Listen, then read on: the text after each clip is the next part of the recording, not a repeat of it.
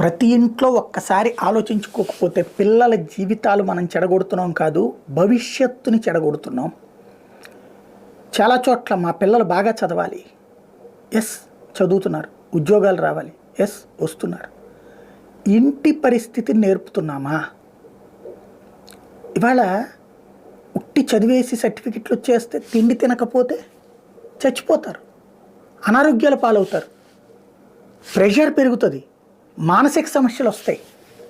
రెండవది ఎట్లా తయారైపోతున్నదంటే వంట వండడం అసలు పిల్లలకి రావట్లే. ఉట్టి ఆడపిల్లలకే వండాలా అని చెప్పట్లేదు నేను. వంట వండటం పిల్లలకి వచ్చి తీరాలి. ఇవాళ ఉన్న యుక్త వయస్కులకి ఎవరికి రావట్లేదు. 300 మందికి అన్నం పెట్టడం అంటే కుక్కర్లో మాత్రమే అనుకుంటున్నారు. అత్యవసరం ఏంటి, నీళ్లు ఏ బియ్యానికి ఎంతకెంత వేయాలి, ఒక గిద్దకి 3 గిద్దలు నీళ్ళు పోయాలా, 4 గిద్దలు నీళ్ళు పోయాలా, పాత బియ్యం అయితే ఎంత పోయాలి, కొత్త బియ్యం ఏం తెలియట్లేదు. దాంతో